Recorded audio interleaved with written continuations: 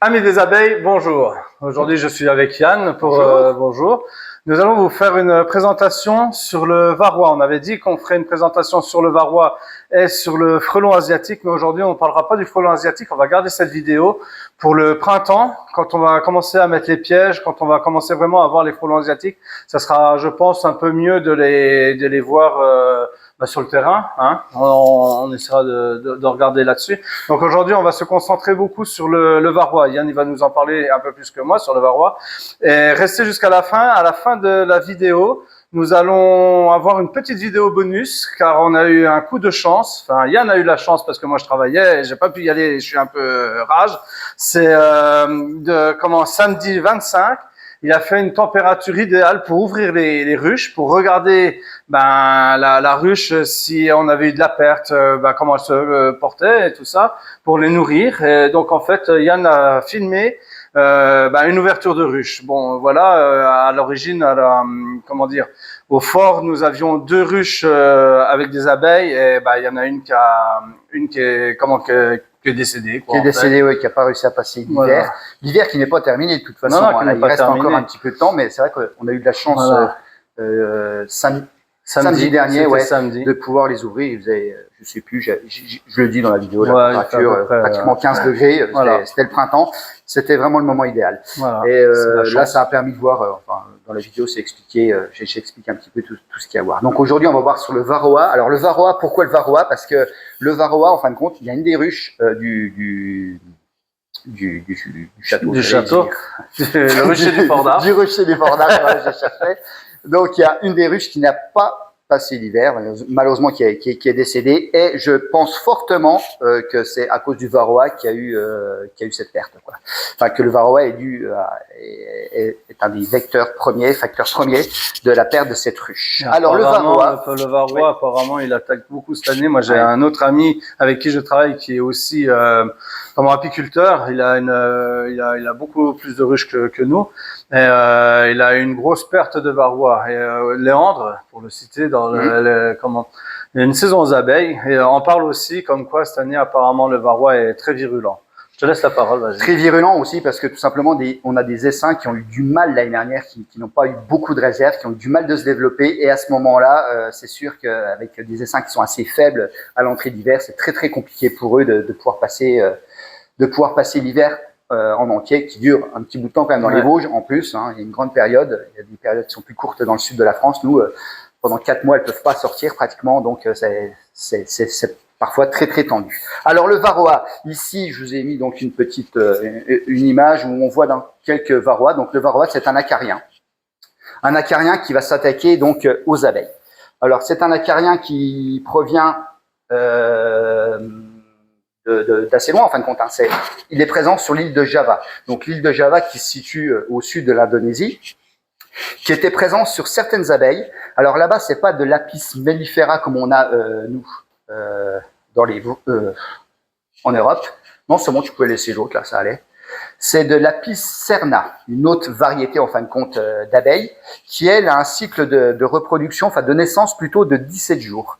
Et le varroa, on le verra par la suite sur un graphique, sur ce genre d'abeilles ne pose pas trop de problèmes en fin de compte à cause de son cycle de 17 jours. Alors que nous, l'Apis mellifera, elle met 21 jours. Enfin, l'ouvrière va mettre 21 jours pour naître, 4 jours de plus. Et les 4 jours-là, pour justement le varroa, sont très importants parce que c'est à ce moment-là, sur les 4 jours-là, que la femelle qui est à l'intérieur de la cellule en train de pondre des œufs va pouvoir pondre beaucoup plus d'œufs et donc infester de manière plus grande toute la ruche. Donc en fait, il y a 2 styles de varroa, c'est ça?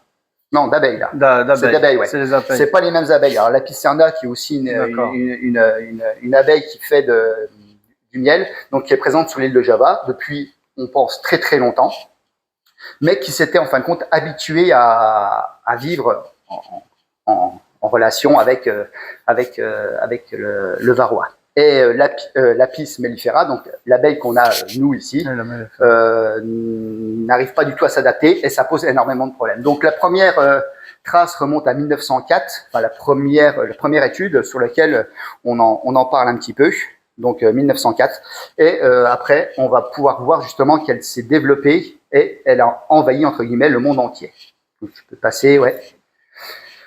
qui va se passer sur les abeilles, alors une abeille qui est infestée par le varroa à sa naissance, donc ça c'est une abeille normale, qui est normale, forcément. Et celle-là, c'est l'abeille qui a été infestée par le varroa. Et ce qui va se passer en fin de compte, comme le varroa va se nourrir c'est un parasite de toute façon, de la nymphe va avoir du mal de se développer et à ce moment-là, elle va être beaucoup plus petite, un peu plus rachitique. Donc elle va vivre sûrement moins longtemps et ça se voit surtout au niveau des ailes où elle aura des ailes qui sont complètement atrophiées. Et comme elles sont atrophiées, c'est une abeille qui ne pourra pas voler. Donc, quand l'abeille aura fini son cycle dans la ruche, comme on a expliqué, les différentes tâches qu'elle peut avoir dans la ruche, la dernière tâche qu'elle a, c'est d'aller à l'extérieur récupérer butiner, voilà, pour le pollen et pour le nectar. Étant donné qu'elle n'a pas d'aile, elle va essayer de voler, et puis elle va sortir dans la ruche, elle ne pourra pas y aller. Donc, ça va affaiblir encore de nouveau plus la ruche et courir à sa perte assez vite. Assez vite en principe. Enfin, assez vite. Ça peut arriver assez vite. Tu peux passer, ouais. Voilà un varroa. Alors, sur une abeille qui est née, donc une abeille qui se trouve sur un cadre, c'est la tache rouge qu'on voit au-dessus ici. D'accord. Donc, c'est un acarien qui va se nourrir de l'hémolymphe de l'abeille. C'est le sang, entre guillemets, qui peut avoir. Les insectes n'ont pas de sang, ce qu'on appelle, c'est l'hémolymphe, et qui se nourrit et qui va être vecteur de maladie aussi en même temps, parce que c'est comme une piqûre elle pique le corps de l'insecte. Et le varroa se place toujours ici sur l'abeille, parce que c'est un endroit où l'abeille n'arrive pas du tout à atteindre avec ses pattes. Donc une fois qu'il est accroché là, elle n'arrive pas à s'en défaire, quoi. Ouais, et c'est pour ça que la reine, par exemple, on la marque aussi, l'endroit là, avec de la peinture, parce qu'elle n'arrive pas à se nettoyer à cet endroit-là. C'est le seul endroit où ils n'arrivent pas à se nettoyer. Et ils savent où il faut se mettre, parce que s'ils se mettent ailleurs, elles arrivent à s'épouiller en fin de compte et puis à le faire tomber. Mais là, ils n'y arrivent pas. Donc ils se mettent vraiment à l'endroit bien particulier, quoi. Donc 1904 en Indonésie, ici l'île de Java, c'est les premiers cas d'infestation et on voit tout de suite que ça s'est propagé partout dans le monde, voilà. 1959 en Chine, en Allemagne en 77, 87 aux États-Unis, 72 assez tôt au Brésil, etc., etc. Et pratiquement tout le monde est infesté en fin de compte maintenant par ce varroa. Ça, c'est dû aux échanges tout simplement de ruches, de rennes, le fait d'utiliser les mêmes souches un peu partout, de faire de la transhumance, etc. Ben ça est sémé en fin de compte partout aussi cet acarien là. Il y a juste un pays dans le monde où il n'y a aucun varroa. C'est en Australie. Parce que l'Australie a une réglementation sur l'importation des animaux qui est très très stricte et il est interdit d'importer des abeilles d'ailleurs, quoi. Voilà.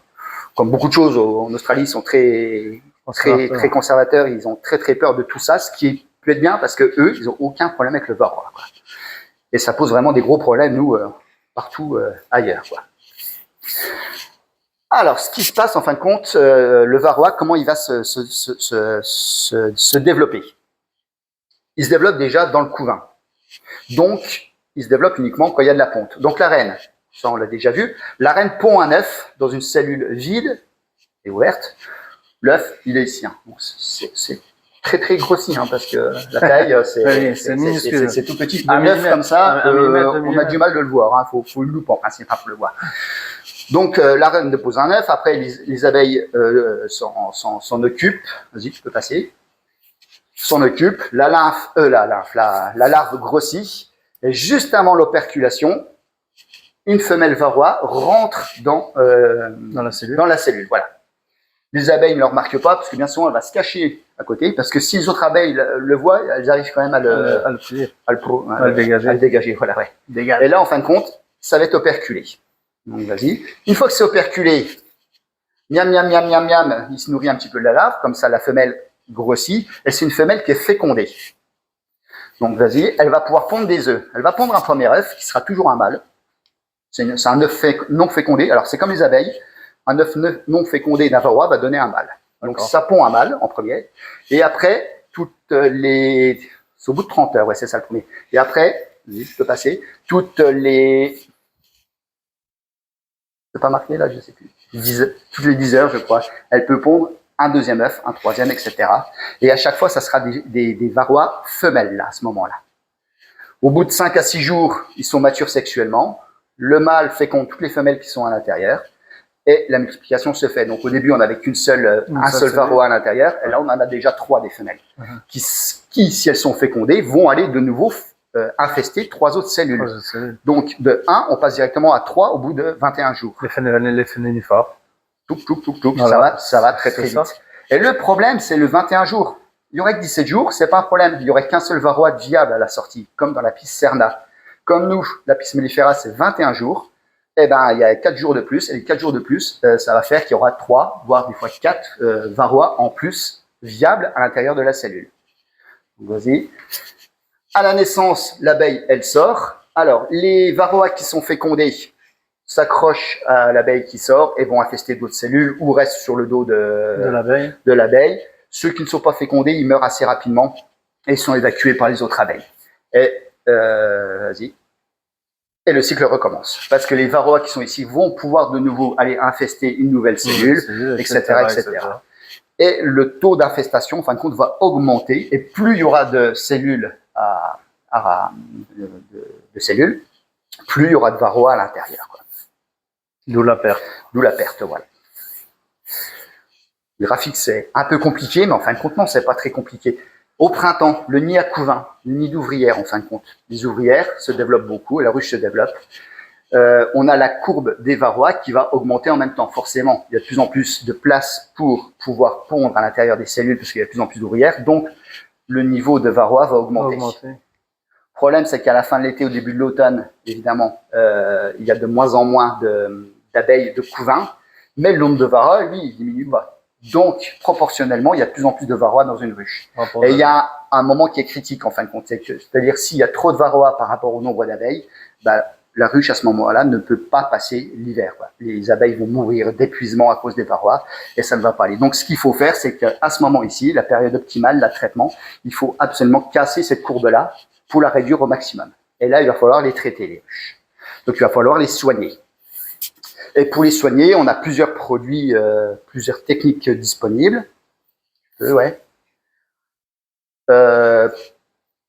Le traitement, alors, donc, si on fait un traitement, voilà ce qui se passe. C'est la courbe sans traitement, ici. Si on fait un traitement, en fin de compte, on arrive à en tuer une bonne partie, et là, le taux d'infestation diminue. Mais des fois, il reste un peu trop élevé. C'est ce qui a dû se passer au rucher, du fort. Trop élevé, plus assez d'abeilles, elles ont dépéri à cause de ça. Il aurait fallu, à ce moment-là, refaire un deuxième traitement, ici, juste avant vraiment l'hiver, au mois de décembre, pour pouvoir redescendre la pression, voire encore en faire un en mars. Donc, en ce moment, en France, on considère que 2 traitements sont suffisants. Un après la récolte d'été, du miel d'été, et un dans l'hiver. Et ces 2 traitements qui sont différents. Ici, on a encore du couvain, donc on utilise des languettes. Apivar, un produit qui fonctionne plutôt bien. C'est des languettes qu'on dépose dans la ruche, on les laisse 8 semaines, et en 8 semaines, ça tue une bonne partie des varroas. Le problème, c'est les varroas qui sont dans les cellules qui sont operculées. Les traitements, ils sont pas efficaces à l'intérieur, parce que justement, c'est fermé, et le produit a du mal d'entrer à l'intérieur, tout simplement. Donc, c'est très efficace sur les varroas qui sont sur les abeilles à l'extérieur, qu'on appelle les varroas phorétiques à ce moment-là. Mais sur les varroas qui sont à l'intérieur, c'est pas très très efficace. D'où le deuxième traitement qui pourrait être fait au mois de décembre, là, où là, il n'y a pratiquement plus de couvain. Alors, il y a des régions où il y a encore un peu de couvain. Alors, nous, dans les Vosges, il n'y a plus de couvain. Je ne peux plus s'en occuper, il fait trop froid. Et à ce moment-là, comme il n'y a plus de couvain, donc il n'y a plus de varroas dans des cellules, ils sont tous à l'extérieur. Et là, on peut faire un deuxième traitement. Alors, on ne fera pas un traitement avec de l'apivar, parce qu'on a déjà fait un. Et comme c'est un médicament, en fin de compte, on n'en fait qu'un traitement par an. On pourra en faire un deuxième, ça fonctionnerait à ce moment-là. Mais le problème, c'est que l'abeille, enfin le varroa surtout, risque de s'habituer au traitement. Et le traitement serait plus efficace. Et pour l'instant, il n'y a rien d'autre comme traitement, à part Apivar en traitement médicamenteux. Donc en hiver, on peut faire un autre traitement par sublimation avec de l'acide oxalique. Alors l'acide oxalique fait que c'est un acaricide. Donc sublimation, c'est-à-dire qu'on prend de l'acide sous forme de poudre, de cristaux, on les fait chauffer très rapidement et il passe directement à l'étape vapeur. Donc, ça s'appelle la sublimation. Et les varroas sont tués au contact de l'acide, donc c'est très très efficace, quoi. C'était un traitement qui était interdit. Ouais. Il n'y avait pas d'autorisation de mise sur le marché pour ce produit-là, tout simplement parce que les gens, il y a des doses à respecter et c'est un produit qui est super toxique pour l'humain. Pas pour les abeilles elles gèrent bien. Les varroas, eux, ça les tue, il n'y a pas de problème.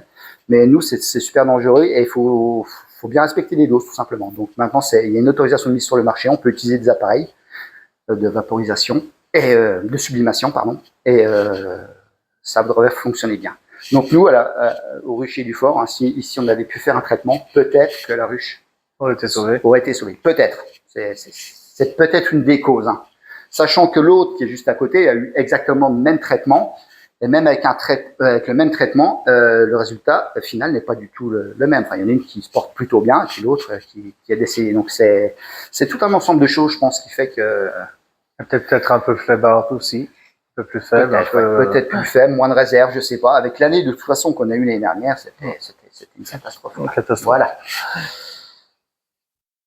Donc les traitements, voilà. La Pivard, donc les bandelettes, l'acide oxalique, c'est les deux traitements qui existent pour l'instant, qu'on pourra utiliser pour le rucher du fort. L'acide oxalique sera fait prochainement. Pareil, on fera, je pense, une petite vidéo vite fait pour vous montrer comment ça peut fonctionner, parce que c'est un peu particulier, quoi. Faut le masque, faut se protéger, parce que c'est quand même des produits qui sont très très toxiques, quoi. Cosmonaute. Tenue de cosmonaute avec le masque FFP3, 2, je sais plus. 42. Ouais, le plus important, enfin le truc qui filtre tout, parce que ça peut être au niveau pulmonaire pas terrible pour nous, quoi. Donc voilà. Ça a coupé d'un seul coup. Voilà, donc c'était les traitements qu'on va effectuer pour justement essayer de combattre ça. Alors les traitements à l'acide oxalique, oui. Ils peuvent être faits aussi à différentes périodes de l'année. Il n'y aurait pas d'accoutumance en fin de compte pour les acariens, du moment qu'il est bien fait. Il faut juste qu'il n'y ait pas de couvain, pareil, operculé, parce que ça ne va pas fonctionner. Ah bah oui. Alors il conseille aussi de le faire, par exemple, quand on récupère un essaim, suite à un essaimage, qu'on enruche un essaim, il n'y a pas de couvain à ce moment-là. Il y a juste la reine, les ouvrières autour, et c'est tout. Donc là, il faudrait traiter à l'acide oxalique, ça ferait tomber tous les varrois, et on aurait une ruche un essaim pratiquement exempt de varroa, et ce serait beaucoup plus bénéfique pour lui par la suite, en fin de compte, parce que le taux d'infestation commencerait vraiment très très bas. Même si l'acide oxalique, il n'y a pas 100% de résultats. Il y a toujours quelques varrois qui arrivent à résister, en fin de compte. Le varroa, on peut le choper suite à un essaimage. C'est-à-dire, comme on débute dans l'apiculture, on a une ruche qui est saine, et on met ce qu'on appelle une ruche piège. On montrera ça aussi une vidéo pour la ruche piège. C'est une ruche qu'on pose dans un coin, et puis il y a un essaim qui arrive, et c'est en chopant sur l'essaim là qu'on peut choper aussi le varroa, qui peut après infester votre rucher, et puis comme ça en fait. Oui, c'est le voisin a des varrois, vous en avez pas, l'année d'après vous en avez, quoi. C'est un peu ça aussi, quoi. Ça reste quand même un des gros problèmes de l'apiculture, le varroa, qui n'existait pas avant.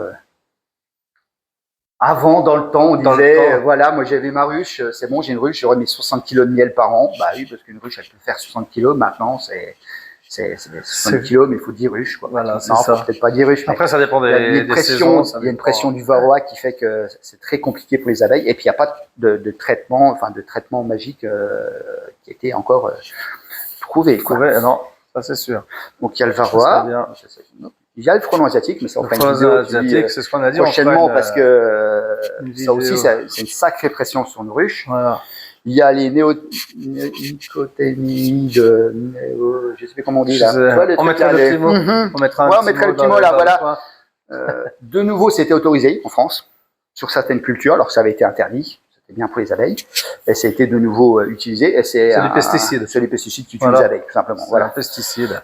Qui sont très efficaces. Il vient d'être voté au gouvernement, une autorisation de pesticides qui nous arrange pas, nous, quoi. Ça arrange les agriculteurs, c'est bien pour les agriculteurs, mais nous, ça nous arrange pas du tout, quoi. Pas du tout. Donc voilà pour tout ce qui était varroa. Bon, bah voilà, merci Yann pour ta présentation. Mais de rien. Nous allons conclure là-dessus avec la petite vidéo bonus qu'on a parlé, hein, qu'on va mettre juste après. Sur l'ouverture de la ruche. Sur l'ouverture de la ruche. Et, pour la prochaine vidéo, on va pas annoncer quelque chose, car comme on a vu là, les beaux jours peuvent revenir.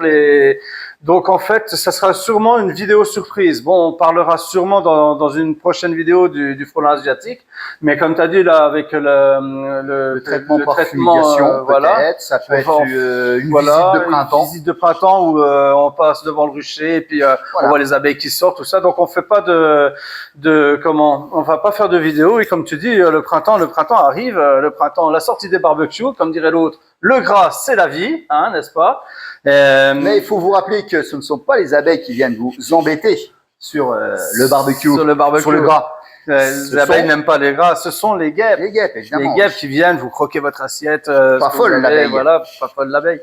Voilà, donc en fait, voilà pour la prochaine vidéo. Ma foi, amis des abeilles, à la prochaine fois. Puis à bientôt. Et j'espère que cette vidéo vous aura encore plu. Mettez des commentaires, n'hésitez pas, petit pouce bleu, voilà, tout ce que vous pouvez, bon ou mauvais commentaires, voilà. Bon ma foi, merci. Et puis je vous laisse avec la petite vidéo surprise et après le générique de fin. Voilà, merci. Au revoir. Bye, à la prochaine. Donc voilà, aujourd'hui on est le 25 janvier, 16 degrés dehors. C'est les restes de la tempête qu'il y a eu aux États-Unis qui arrive en France. Demain, ils annoncent 4 degrés. Donc aujourd'hui, j'en profite pour aller vérifier l'état de santé de la ruche du fort d'Arche. Donc j'ai légèrement enfumé d'abord la ruche avec l'enfumoir. Et je vais pouvoir ouvrir pour découvrir ce qu'il y a à l'intérieur. Donc à l'intérieur, voilà ce qu'on trouve. Donc elle est sur 1, 2, 3, 4, 5, 6, 7, 7 cadres, plus une partition. Donc les traitements anti-varroa, hop, les languettes, on va pouvoir les retirer. Et au niveau des réserves, bon là on voit pas trop, mais ce qu'on va faire aujourd'hui, c'est qu'on va leur mettre un peu de candy. Donc du candy protéiné, c'est pour ça qu'il a une couleur un petit peu jaune. Voilà le sac, donc c'est un sac en plastique avec donc des protéines à l'intérieur. Ce qu'il faut faire, pratiquer une incision à l'intérieur. Voilà. Et ceci, on va le retourner juste au-dessus de la grappe. Voilà. Donc on voit quand même que la colonie est assez populeuse encore, hein. Il y a pas mal d'abeilles à l'intérieur ici. Donc aujourd'hui, comme la température est de 16 degrés, c'est l'idéal hein, pour pouvoir ouvrir. On ne va pas du tout les refroidir, c'est pas du tout un problème. Donc voilà une colonie qui se porte plutôt bien. Quête.